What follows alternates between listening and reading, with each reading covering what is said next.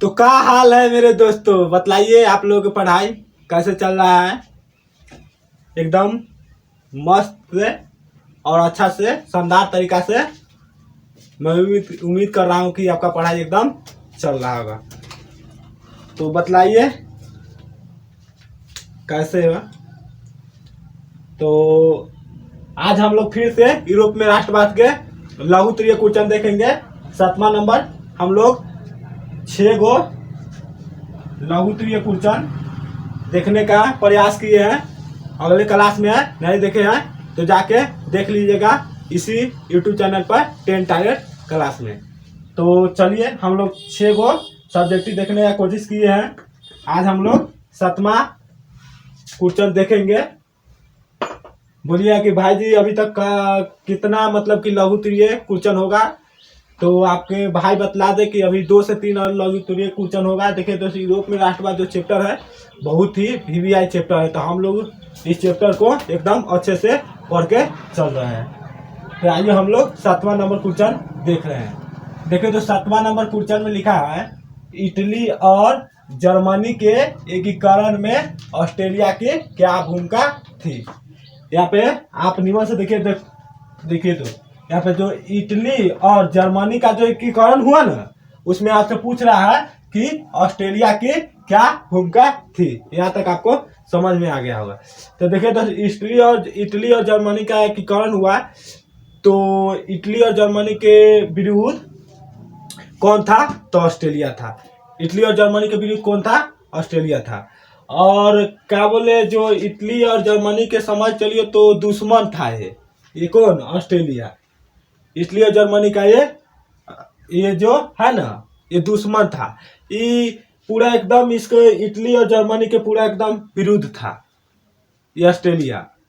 और जो ऑस्ट्रेलिया के चांसलर थे ना मेटरनिक, और जो कौन थे ऑस्ट्रेलिया के चांसलर, तो मेटरनिक। ये हम ऑब्जेक्टिव में बतलाने का आपको कोशिश किए हैं। आपको समझ में भी आया होगा, जितना ऑब्जेक्टिव हम लोग देखे हैं वो सब आपको समझ में आया होगा। तो ऑस्ट्रेलिया के चांसलर कौन था, तो मेटरनिक। तो यही बात है दोस्त, आइए हम लोग समझ गए थोड़ा बहुत। आइए हम लोग अब इस पे आ रहे हैं। इटली और जर्मनी के एकीकरण में ऑस्ट्रेलिया सबसे बड़ा बाधक था। इसको मैं आपको बतला ही दिया कि समझ चलिए इटली और जर्मनी का जो एकीकरण हुआ, जो सबसे बड़ा समझ चलिए बाधक या दुश्मन या विरुद्ध जो भी था, ये ऑस्ट्रेलिया था। तो हम लोग इसको समझने का कोशिश किए। तो इटली और जर्मनी के में ऑस्ट्रेलिया सबसे बड़ा बाधक था, इतना हम लोग समझ गए। इटली के अब हम लोग यहाँ पे थोड़ा बहुत समझा दे रहे हैं। देखिए दोस्त, इटली और जर्मनी यहाँ पे लिख दे रहे हैं। इटली और जर्मनी, इसके बारे में थोड़ा बहुत हम लोग समझ रहे हैं। पहले देखिए इटली में जो 2 राज्य थे, इटली के जो 2 राज्य कौन कौन था, वेनेशिया और लोमार्डी। यहाँ पे लिख दे रहे हैं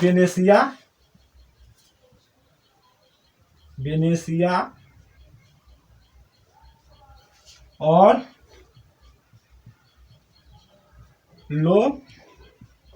लोम्बार्डी।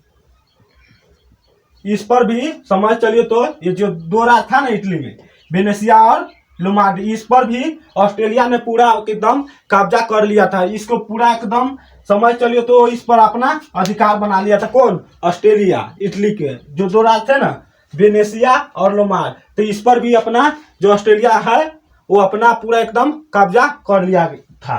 तो ये आपको समझ में आ गया होगा। और जर्मनी को भी दोस्त, आइए हम लोग इटली के बारे में समझ गए और जर्मनी के बारे में समझ गए।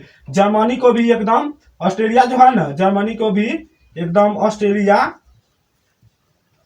ऑस्ट्रेलिया छोटे छोटे टुकड़ा, एकदम जो छोटे छोटे टुकड़ों में विभाजित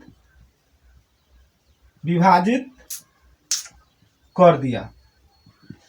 देखो दोस्तों, इटली में जो राज्य थे वेनेशिया और लोमार्डी, तो पूरा एकदम अधिकार बना लिया ऑस्ट्रेलिया।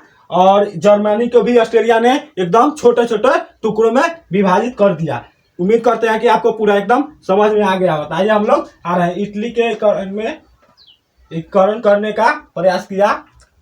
यहाँ देखिए दोस्तों, हम लोग यहाँ थे। इटली के वेनेसिया वाले मार्ग पर ऑस्ट्रेलिया का अधिकार था। यहाँ पे मैं बतलाने की कोशिश किया हूँ और आपको समझ में भी आया होगा।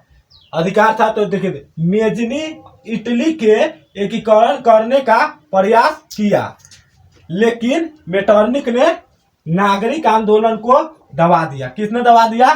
मेटरनिक ने। ठीक है दोस्त, दबा दिया। जर्मनी में राष्ट्रवादी भावना को मेटरनिक ने दमनकारी कानून कालस्वाद के आदेश द्वारा दबा दिया गया। ठीक है, तो जो मेटरनिक है ना, जो मेजनी ने इटली के एकीकरण किया, तो उसको कौन दबा दिया?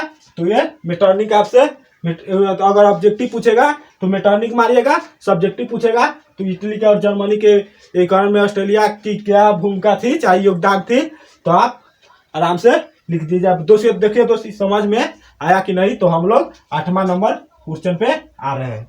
उम्मीद करते हैं कि आपको एकदम अच्छा से समझ में आ गया होगा। तो ये दोस्त आ रहे हैं 8वां नंबर क्वेश्चन में, मेजनी कौन था? तो देखिए दोस्त, मेजनी पे आने से पहले इसमें पहले देख लेते हैं कि इटली का एकीकरण हुआ। इटली के जो एकीकरण हुआ दोस्त, इटली के एकीकरण जो हुआ, इसमें तीन व्यक्ति का बहुत ही ज्यादा योगदान था। तो हम लोग ऑब्जेक्टिव में देखने का कोशिश किए हैं। तो मैं आपसे यहाँ पे क्वेश्चन कर सकता हूँ कि इटली का जो एकीकरण हुआ उसमें कितने व्यक्ति के हाथ है और वो व्यक्ति का नाम क्या था? तो आप लोग जान रहे हैं तो कमेंट में बतलाइए कि हाँ भाई जी हमको मालूम था, और तीनों का नाम लिख दीजिएगा। तब हम समझेंगे कि हाँ जो मैं आपको बतला रहे हैं वो आपको पूरा एकदम समझ में आ रहा है। तो देखिए दोस्तों, तीनों व्यक्ति का नाम लिख दे रहे हैं। अगर आपको मालूम है तो आप कमेंट में लिख दीजिएगा। तो पहला था, आप लिख सकते हैं गैरीबाल्डी,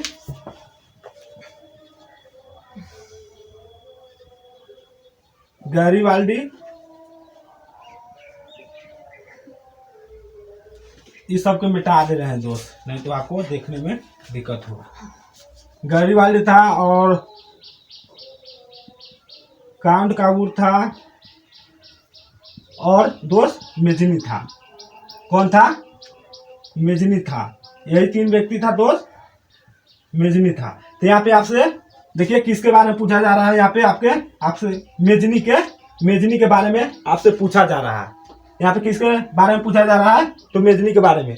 तो मेजनी एक साहित्यकार था, एक गणतांत्रिक विचारों का एकदम समर्थक था, और देखिए दोस्त, और योग्य सेनापति था। मेजनी दोस्त कार्बोनरी का सदस्य था, जो 1831 में यंग इटली की स्थापना किया, और 1834 में यंग यूरोप का नामक संस्था की स्थापना किया। तो बतलाओ दोस्त, आपको समझ में आया कि नहीं? मैं आपको एकदम अच्छा से समझाने का कोशिश किया हूं, तो बतलाइए आपको समझ में आया कि नहीं? बतलाइए आपको, आप समझ में आ रहा है तो कमेंट में लिखिए कि हाँ भाई जी हमको समझ में आ रहा है, और चैनल को सब्सक्राइब वगैरह भी करते रहिएगा, तब भी भाई को मोटिवेशन मिलेगा। आप लोग सब्सक्राइब नहीं करते हैं, सिर्फ वीडियो देख लेते हैं, तो मेरा जो उत्साह है अंदर के कैसे मिलेगा? आप लोग 1 के करवाइए। जो मैं बोला था कि टॉपर से आपको मिलवाऊंगा, जिसको 460 नंबर है, 1 के करवाइए। वो भाई जी को हम बोले तो बोले कि 1 के होने दो, तो मैं अपने आप चलाऊंगा। तो मैं उससे बात किया तो बोला कि 1 के हो जाएगा, तो हम लोग मतलब कि उसके साथ लाइव आके बात करें। तो बतलाओ तो समझ में आया कि नहीं? अगर समझ में आया तो यही से हम लोग अलविदा लेते हैं, बाकी बात